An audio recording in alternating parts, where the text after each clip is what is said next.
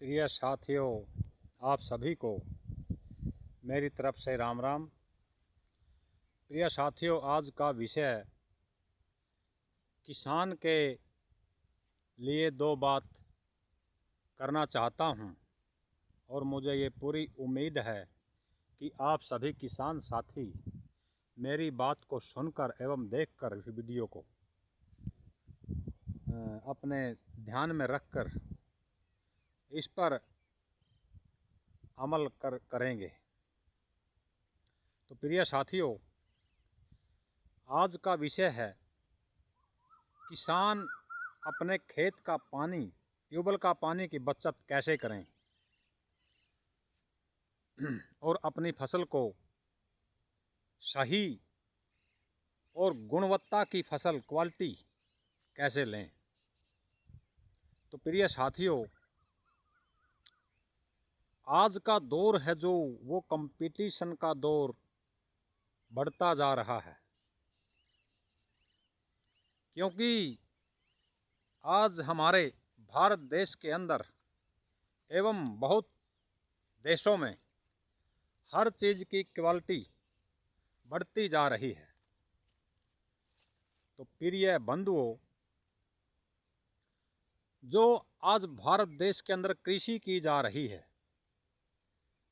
उसका करने का ढंग एक आधुनिक तरीके से, बहुत अच्छे तरीके से की जाती है, क्योंकि आज कृषि के यंत्र बहुत अच्छे गुणवत्ता वाले आ चुके हैं।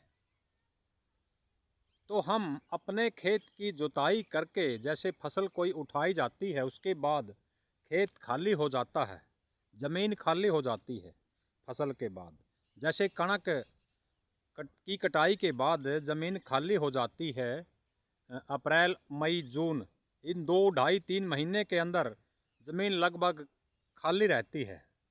तो प्रिय साथियों, हमें बहुत लंबा समय मिल जाता है अपनी ज़मीन को सुधारने के लिए। हम अपने ज़मीन की अच्छी तरह जुताई करके इसकी जो उपजाऊ शक्ति है वो बढ़ा सकते हैं, क्योंकि ज़मीन की जब अच्छी जो जुताई होगी उससे हमारी पैदावार बढ़ने में हमें लाभ मिलेगा। और इसी के साथ हम अपने खेत को अगर समतल हर वर्ष करते रहे तो हमें पानी बहुत कम मात्रा में लगाने की आवश्यकता होगी, क्योंकि जल स्तर जो हमारा भूमि का जल स्तर बहुत नीचे जा चुका है, और उसी को ध्यान में रखते हुए अगर हम अपने खेतों में ये जो ट्रैक्टर की गोड़ी है, जिसे कंप्यूटर गोड़ी भी कहते हैं, उसको अगर हम हर वर्ष खेत के अंदर लगाते रहेंगे, खेत को समतल करते रहेंगे, तो मुझे नहीं लगता कि अपने खेत में ज़्यादा पानी की आवश्यकता होगी। जैसे धान की फसल लगाते हैं, उसमें लगभग हमें 70 दिन पानी की आवश्यकता होती है, क्योंकि जब धान की बुआई या जीरी लगाई जाती है तो उसमें हमें 70 दिन पानी की आवश्यकता होती है खासकर। तो उसमें 70 दिन पानी रखना होता है। वो अगर हम खेत के अंदर कंप्यूटर गोड़ी लगाएंगे तो उसमें हमें 2 या 2.5 इंच पानी ही रख सकते हैं, और वो भी सारे खेत के अंदर समानांतर पानी रख सकते हैं, क्योंकि कंप्यूटर गोड़ी एक ऐसी मशीन है जो सारे खेत को, यानी खेत के चारों तरफ से चारों कोने समतल बना देते हैं। जितना पानी एक कोने के अंदर, यानी 2 इंच पानी इस कोने के अंदर है, तो अगला पानी जो अगला कोना है उसके अंदर भी 2 इंच ही पानी मिलेगा। तो मेरा कहने का भावार्थ ये है कि अपने खेत के अंदर कंप्यूटर गोड़ी लगवाएंगे तो पानी बहुत कम लगेगा, जिससे हमारे पानी की भी बचत होगी और हमारे ट्यूबवेल के अंदर जो बिजली लगती है उसकी भी बचत होगी, और उसी के साथ हमारे जो मोटर डली हुई होती है उसके ख़राब होने की भी बहुत कम चांस होते हैं। तो इसलिए आप सभी से मैं यही राय दे रहा हूँ, बात बता रहा हूँ, तो प्रिय साथियों लगभग समझदार तो आप सभी हैं। फिर भी मैं आपको याद दिलाना चाहता हूँ कि आप सभी इस बात को ध्यान में रखेंगे और अपने खेतों में अच्छी तरह जुताई करके कंप्यूटर गोडी लगा करके अपने खेत को पूरी तरह पूरा समार करके, यानी कि अच्छी तरह उसको एक गुणवत्ता वाला खेत बनाएं।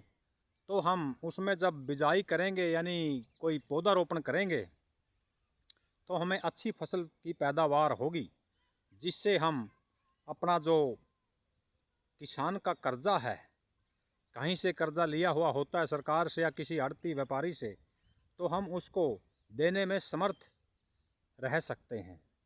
हमारी सामर्थ्य शक्ति इतनी नहीं है कि हमारी फसल खराब हो जाए और उसका पैसा हम अपने पल्ले से या घर से दें। नहीं, ऐसा नहीं है।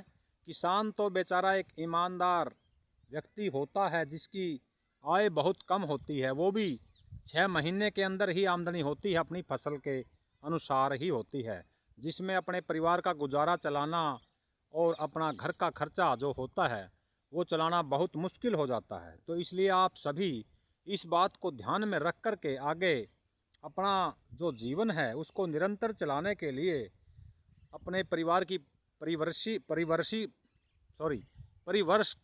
करने के लिए, अपने जो बच्चे पढ़ते हैं परवरिश करने के लिए, जो बच्चे पढ़ते हैं उनकी देखभाल करने के लिए हम कहीं से भी पैसा ला करके उनकी लिखाई पढ़ाई का खर्चा देते हैं। बहुत ज़्यादा लग जाता है, क्योंकि आजकल जो पढ़ाई लिखाई बहुत महंगी हो चुकी है। प्राइवेट स्कूलों ने तो दुकान के माफिक ये एक दर्जा दे दिया है, जो कापी है, स्कूल की ड्रेस है, और भी कई जो भी हैं, जूता है, बैग है, वो सभी ये अनिवार्य कर दिया कि वो अपने स्कूल से ही खरीदें।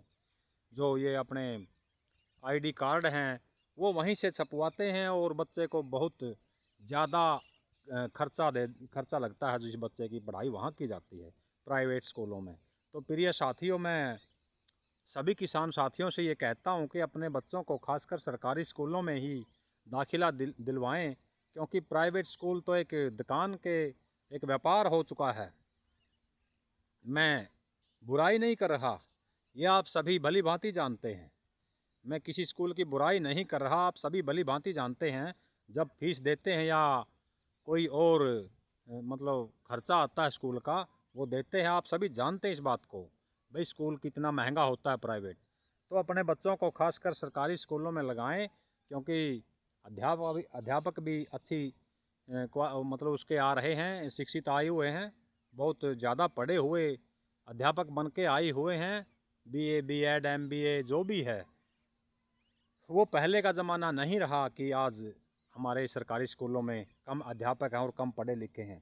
बहुत ज़्यादा शिक्षित अध्यापक आए हुए हैं, जो डिग्री लेकर के आए हुए हैं, और वो बहुत अच्छी पढ़ाई देते हैं। मैं किसी प्राइवेट स्कूल की बुराई तो नहीं कर रहा, बल्कि मैं अपने किसान साथियों से ये बता रहा हूँ कि आप सभी अपने बच्चों को खासकर सरकारी स्कूल में ही लगाएं। धन्यवाद। और आगे रही किसान की फसल की बिक्री की बात, तो प्रिय साथियों, जब हम अपनी फसल को काट कर यानी फसल पक के तैयार हो जाती है, उसको कहीं किसी आड़ती व्यापारी या किसी दुकानदार के पास ले जाते हैं, तो वो क्या करता है, वो अपने मन माने भाव से उसको खरीदने की कोशिश करता है व्यापारी आड़ती।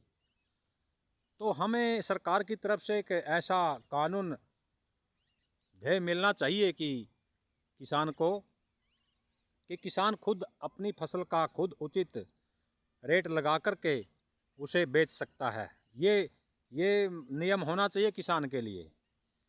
तो प्रिय साथियों, कुछ ऐसा करें जो किसान, मैं ये तो नहीं कहता इसमें राजनीति है, राजनीति करनी चाहिए, नहीं, सिर्फ किसान के हित की बात करता हूँ, किसान के लिए ही बात करता हूँ। मैं राजनीति से बहुत दूर हूँ। तो प्रिय बंधुओं, आप सभी इकट्ठा होकर के एक संगठन, कोई यूनियन ऐसी बनाएं जिससे हमारी फसल अच्छी क्वालिटी की अच्छे रेट में चली जाए, जिससे हमारा खर्चा और हमें अपना जो किसी का ऋण या पैसा देना है वो अच्छी तरह दे सकें। तो इसलिए आप सभी से यही अनुरोध करता हूं कि आप सभी अपने देश के अंदर एक ऐसी यूनियन बनाएं जिससे किसी किसान को किसी तरह की अपनी फसल की किसी तरह को कोई बेचने में दिक्कत ना आए अपनी फसल को। और एक और मैं बात कहनी चाहता हूं कि जो किसान की फसल है वो कहीं मंडी में लेकर के यानी बाहर शहर के अंदर ले जानी पड़ती है। ऐसा एक और सरकार से अनुरोध है, ये बिल पास कर दिया जाए कि किसान की जो फसल है वो उसके खेत से ही खरीदी जाए, उसके खेत में आकर के कांडा लगा कर के वहाँ से आकर के वो तोली जाए। इससे किसान को दो तरह का फ़ायदा होता है, क्योंकि किसान अकेला होता है जब वो अपने खेत की देखभाली नहीं कर सकता, तो उसके खेत से ही उसकी तुलाई की जाए जो अनाज है, और उससे बेचारे को किराया देना पड़ता है जहाँ कोई मंडी दूर होती है, उसके लिए भी उससे थोड़ा प्रॉफिट होना चाहिए। तो आप सभी से मैं ये निवेदन कर रहा हूँ, और मैं किसी की बुराई एवं कटाक्ष नहीं कर रहा। और आप सभी इस वीडियो को देख रहे होंगे कि ये भाई, कई भाई सोचते भी होंगे ये क्या जानता है यार, वैसे बहकता है। प्रिय साथियों, आप सभी बिना कहीं कुछ लिखे, बिना कुछ देखें, सिर्फ 5 मिनट के लिए कहता हूँ आप सभी को, आप सभी किसी की कोई बुराई न करते हुए आप सभी बोल के दिखाना। मैं चैलेंज करता हूँ, आप सभी किसी की बुराई ना करते हुए अपने आप को संयम में रखते हुए एक सामाजिक बातें कीजिए। आप सभी, मैं आप सभी से धन्यवाद करता हूँ। अगर आप सभी अगर कोई इस पे यूट्यूब पे आकर के बिना देखें कहीं बोल सकते हो तो बोल दीजिएगा, और आप सभी से ये मैं कहता हूँ।